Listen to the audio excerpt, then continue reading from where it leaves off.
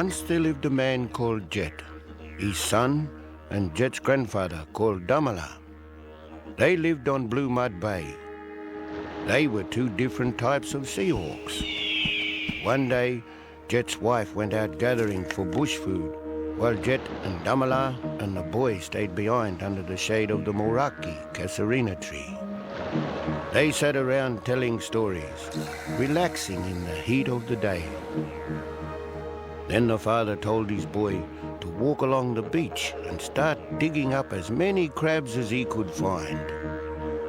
Suddenly, he saw something being tossed around in the waves way in the distance on the edge of the water.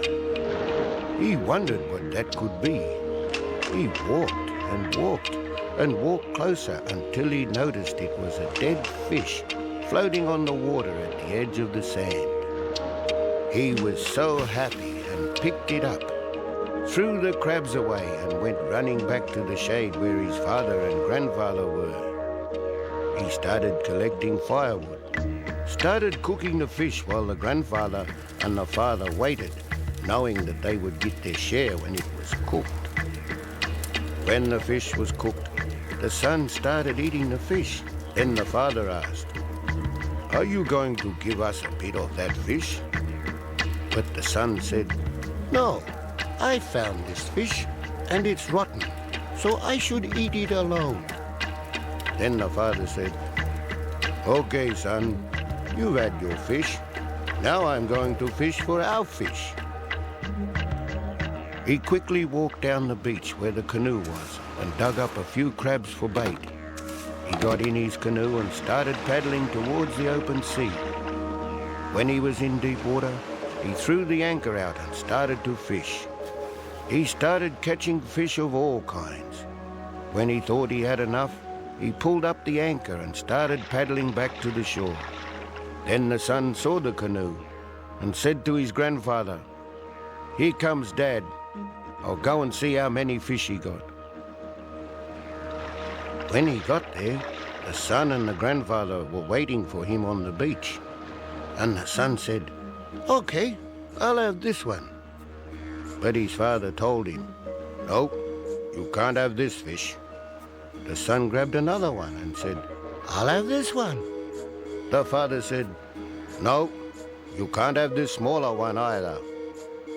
They collected all the fish from the canoe and took it back to the shade and started collecting firewood and started cooking the fish.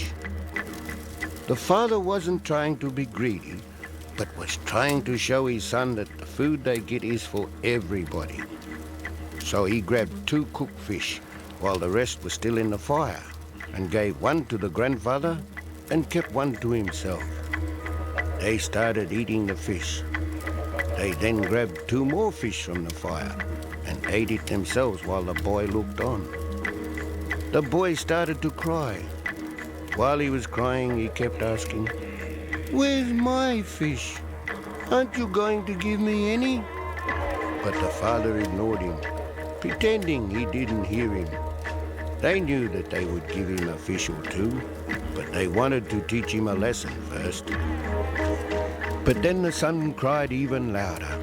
He stood up and started walking around where the fire was, crying at the same time. The father turned to the grandfather and said, "Let's teach him to be patient." The boy, crying even louder, started to jump all over the place.